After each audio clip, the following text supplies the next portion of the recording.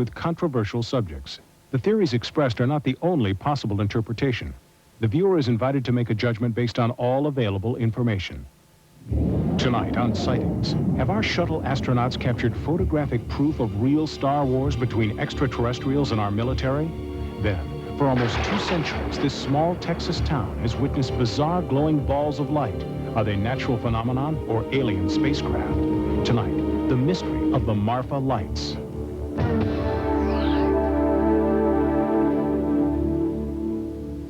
Welcome to Sightings. I'm Tim White. Tonight, startling new pictures of a UFO encounter that has top analysts locked in a heated debate. The authenticity of the pictures is above suspicion because they were taken by specialists aboard the Space Shuttle Discovery. For the past year, the United States government has avoided discussing what is potentially the most important 30 seconds of video footage to have emerged from the U.S. space program. The footage looks fairly innocuous, but some believe that something is going on here NASA doesn't want us to know about. On September the 12th, 1991, STS-48 lifted off into space for what NASA officials expected to be a routine shuttle mission. But what Discovery's cameras would capture high above the Earth during that mission would prove to be anything but routine. I heard one or two of the astronauts exclaim on the shortwave radio, "What is that? What is that?" NASA says the objects could be space ice, satellites, or debris. Ufologists interpret the footage as either alien spacecraft engaged in armed battle or an armed response to alien spacecraft by SDI, the so-called Star Wars defense system. This particular day, they're flying over the Philippines. You'll see what looks like stars in the sky, and then you'll see these objects off to the right of the screen. Within a couple of minutes, you will see an object come out of the clouds to the north part of your screen, and it's heading to the north-northwest. In about 4 or 5 seconds, you'll see a flash in the lower left-hand corner of the screen, and then you'll see a streak of light go by that object. Just missed it there in one in the lower right-hand corner of the screen. What's being enacted up there is basically a contact with an alien civilization, and that those particular craft are not from here. The flash that we're seeing is probably a mechanism of Star Wars. Is this finally concrete proof that we're being visited by intelligent life from another planet? Space industry officials answer with an emphatic no. A lot of things we see on the picture from space are things we're used to seeing here in the control center down here in Houston. They're ordinary events that surround the spaceship. Pieces coming off, water dumps, pieces of ice, insulation. They're just little pieces 10, maybe 20 feet away from the camera. And as they're flowing across the field of view of the camera, there's a flash of light as one of the maneuvering jets on the shuttle fires under autopilot control. Anything floating out there is like opening your door on a windy day and watching the dust in your house blow out. The burst of gas from the jet pushes these little pieces of debris, and off they go. If that is true, why doesn't the horizon line and the curvature of the Earth's latitude change when that rocket fires in the upper left quadrant or to the west side? And NASA's explanation defies the laws of physics, according to University of Nebraska at Omaha physicist Dr. Jack Katcher. NASA's claim is that these are all pieces of ice, and that this flash down here was an attitude rocket adjuster to adjust the position of the shuttle, so it's going to push it in a certain direction, and the exhaust came up like this. Well, if that happened, then the particle should move up in this direction. Those two pretty well fit that scenario, but I have a real problem with the rest of them because, first of all, this one just starts here and continues on down this way, just straight the whole time. Now, that's the wrong direction for an exhaust in this direction, too. So I really have a lot of trouble seeing how you could make an explanation like that work. Analysis by aerospace propulsion expert David Froning refutes NASA's belief that the objects are conventional spacecraft. Its behavior doesn't look like a normal orbital debris. To make a turn like that in a conventional vehicle would just be impossible. And to do that, you really have to actually warp and twist space. These certainly do appear to be objects that are intelligently controlled. NASA has issued several statements insisting the UFOs are chunks of space ice, but they refuse to comment on 2 additional sightings that occurred later in the mission. Here, one object is intercepted by a rocket-like projectile. The object continues as more projectiles pass. Later, on the dark side of the Earth, another object comes into view. Soon, a second, faster-moving object nearly collides with the first, then continues out of frame. What if, then, they were extraterrestrial craft? Well, then, there are some very scary things happening here. Was it some kind of a missile that we were firing at them with? And if that's the case, then why did we do that? It implies we're prepared to do that we're almost expecting to encounter these things, and then we're hostile to them.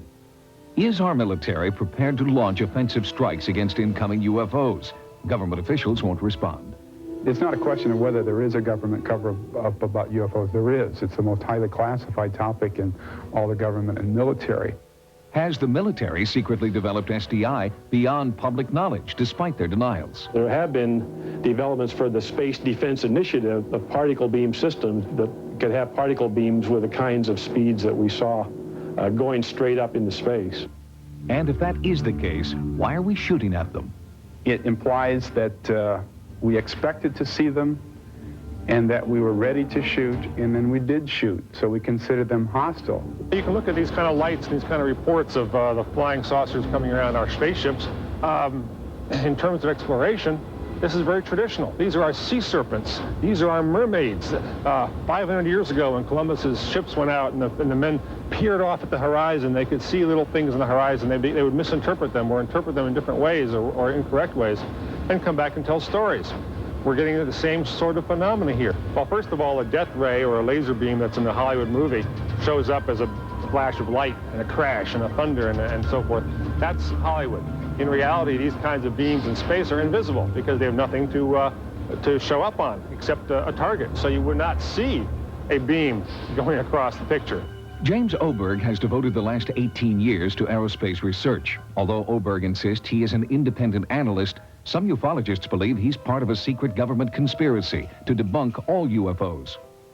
It's a bit too trite and a bit insulting to the intelligence of the average American to say, you know, it's something to do with space folklore or space debris. Let's not forget that these people are not some kind of UFO organization speaking for 10,000 scientists out there. These are a couple of very far out people who are not even accepted in the UFO movement. Is this merely ice from the space shuttle? Secret weapons testing the military won't disclose? Or is this finally proof that we're not alone in the universe? It's only a matter of time, but I would wager by 1995 this will be common knowledge, and the fact that extraterrestrials are here will be accepted by everybody. For a further perspective on the space shuttle footage, we've asked University of Nebraska at Omaha physicist Dr. Jack Kasher to join us. Dr. Kasher, thanks for coming in. Appreciate your time. What evidence can you cite, sir, that those lights that we saw on the tape aren't conventional satellites? Well, I think the strongest evidence for me is I sat down and I put a transparency in front of the television set, and I tracked 8 of those objects both before and after the flash. And the main one did cut up sharply to the right, apparently in response, if you would believe the ice theory, of an attitude adjuster rocket down here that would push it up with its exhaust. 2 of the 8 objects did that. 4 just continued, didn't react. 2 went up and to the left, which is the wrong direction. And I've looked at that 50, 100 times. I just can't reconcile that in my own mind. Have you been ostracized at all by the scientific community for holding these particular beliefs? Not really. You'd be surprised at the physicists that have come up after they've heard me speak about UFOs and say they're really surprised that there is evidence that is at least plausible that these things are real. You sort of went out on a limb, Dr. Kasher. You said that by 1995 these kinds of sightings would be commonplace. Why 1995? Do you know something the rest of us don't? Well, I do have some contacts that have given me some information, and I think I base some of it on that. But I think that there is a groundswell of interest in UFOs. People are being more open about the sightings that they have had. And that just builds up. And eventually, what are you going to do when your friends tell you they have actually seen flying saucers hovering above their houses? After that happens to you a number of times, you just have to start believing some of it. Dr. Kasher, have you seen a UFO yourself or anything that would lead you to personally believe that they're out there? Well, I haven't seen anything as spectacular, say, as a flying saucer, but I have seen lights in the sky that that behave in a strange way that you couldn't explain in terms of normal airplanes. And I do teach astronomy. I know where the constellations are and what meteors are, so I can differentiate between those things. And the objects that I saw were not airplanes, and I'm not really sure what they were. Dr. Jack Kasher, thank you very much. And we causes the aurora borealis, those spectacular multicolored curtains of light known as the northern lights. But there is also another lesser-known light phenomenon occurring in the night skies all over the world, and it has continued to defy explanation for almost 2 centuries. It started out very slowly, but very brightly. There was a single bright yellow light. It was brilliant. The closer it got, it changed to a kind of a silvery green orb. It seems to dance or move in a rhythmic way. And then they go up into the sky, and when they're up there, they just have a big party up there. They weren't hostile. They were very, very friendly, it seemed. They didn't chase us. They didn't descend on us, and they were soft in color. Yellows, soft greens, blues. I don't think there's any question about it. The lights are there. Marfa, Texas is a small town southwest of El Paso. For the past 150 years, residents, visitors, and scientists have all looked into the night sky and seen dazzling multicolored lights, dubbed the Marfa lights.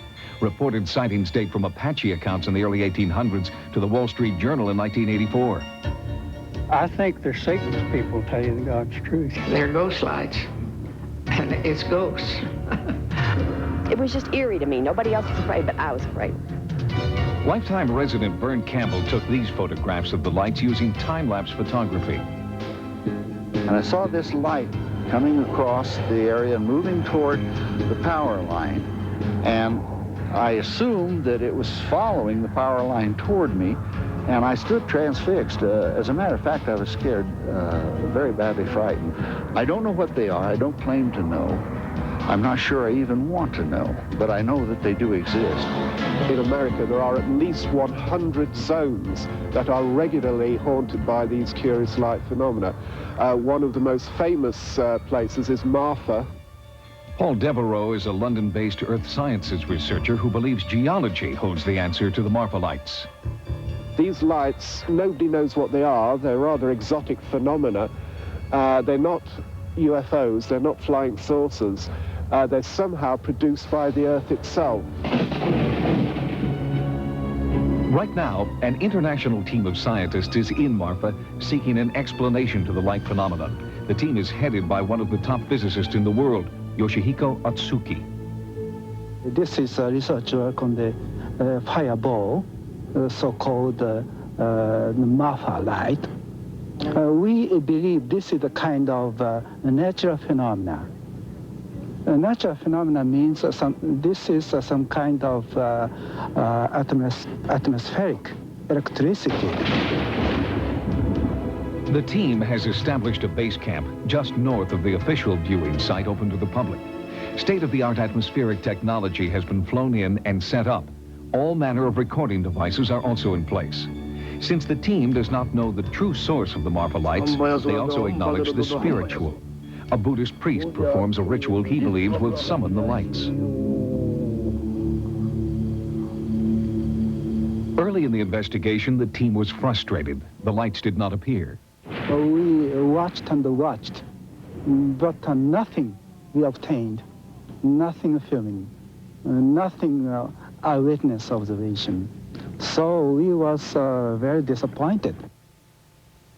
Mission specialist Ed Hendricks tried out new detection devices while the team waited. Hendricks' obsession with the Marfa lights began on February 2nd, 1991, when he had his first sighting. I was flabbergasted. I don't think I've ever been the same since. I've been fascinated and almost obsessed by it, trying to figure out what could possibly do something like that. Hendricks specializes in the science of spherics, the study of the sounds of the atmosphere. He has previously recorded strange sounds which accompany the appearance of the Marfa lights. They're long, kind of descending pitch signals that sound something like...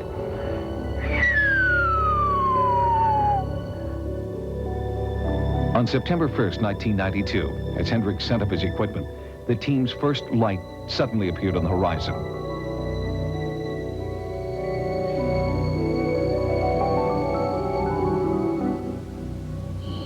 Wow. There it is. It's going again. It's flickering. Wow. It's got different colors. It's got red and yellow, and it's flashing. It's flashing very rapidly. Looks almost like a firefly.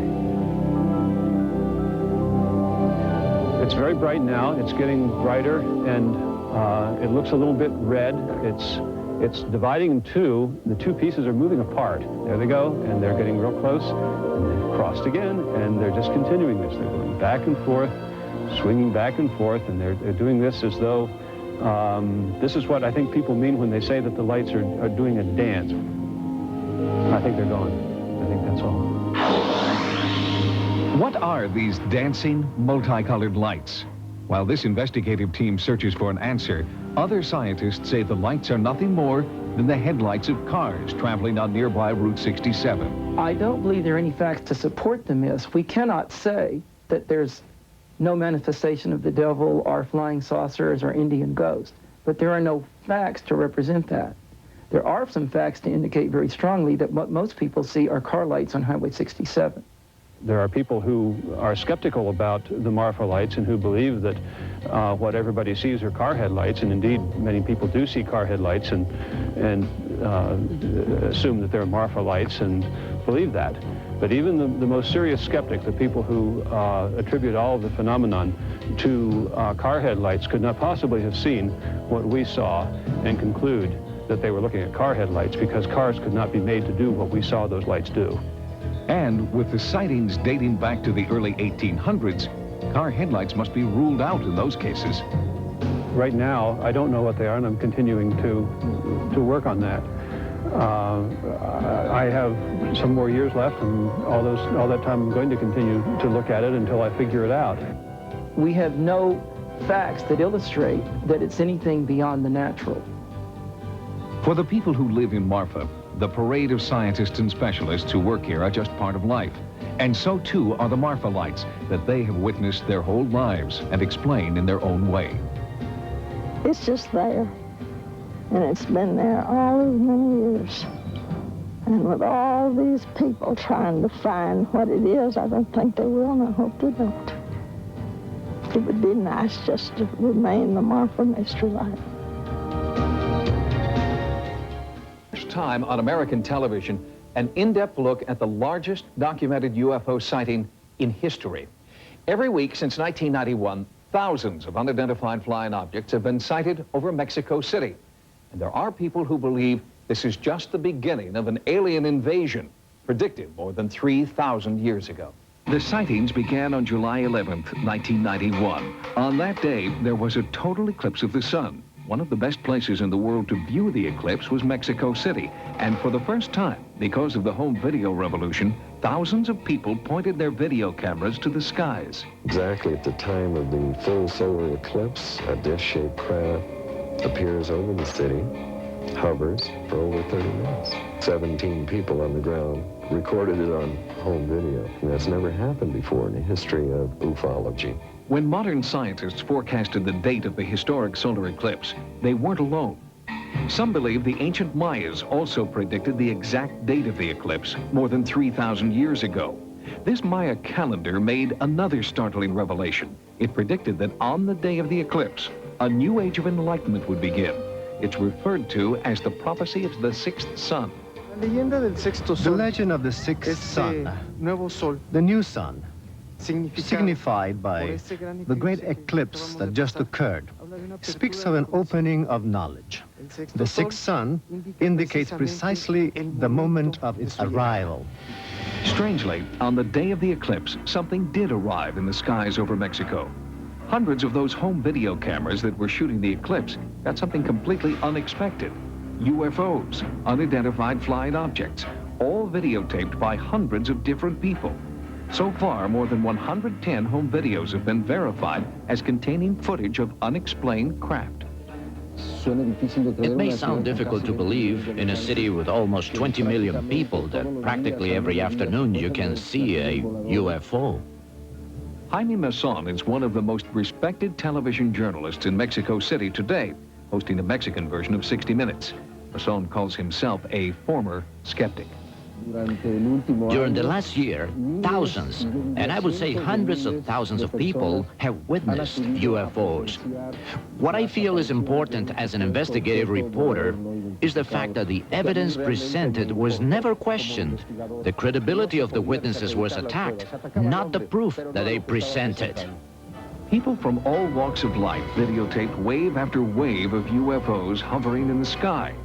Sightings has obtained the exclusive U.S. rights to these historic tapes. One of the first to come forward with his home video was respected dentist Dr. Marco Antonio Rosas. The people are definitely not nervous or afraid of the appearances of the UFOs. The people actually like the idea and feel that these appearances can bring some benefit to the Earth. After the first tapes were released, more and more people came forward with tapes and photographs. Just outside Mexico City, in the town of Atlisco, the police chief revealed that he had photographs he could not explain. The chief had been trying to take surveillance photographs of a drug smuggler's plane, but when the photos were developed, a startling image was revealed. And I said, "What is this?" I got upset. I threw the photographer out. I told him this was of no use to my investigation. I showed it to my assistant in the office. I said, "Look what this guy brought me."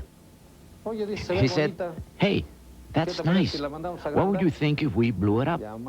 So we called the photographer back in and I asked him to enlarge the picture.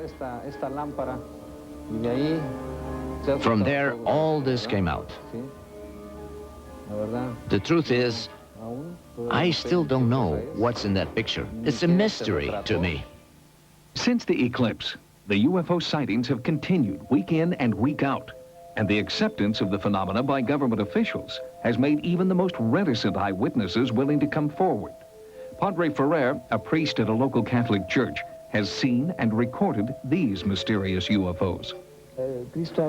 Christ speaks of his kingdom as not being from this world, that his angels would help him. But these writings are very dangerous and I don't like to use them. But I believe that there is a possibility. I believe there are a lot of possibilities. I came out to take a video of that pine tree against the light. When I came up, I saw the light appear over the mountain over there. It was not an ordinary light. It was blue and very intense. I've never been afraid of something like this. On the contrary, what I've been able to observe has been wonderful. Once a philosopher said, "If God is outside of the truth, I'll stay with the truth." So I feel there is no contradiction. Unlike the U.S., where UFO controversy most often takes place outside the media mainstream, the Mexico mass sightings are discussed openly on national television. Not everyone agrees the UFOs are extraterrestrial craft. But in Mexico, healthy debate on the true origin of these UFOs is encouraged.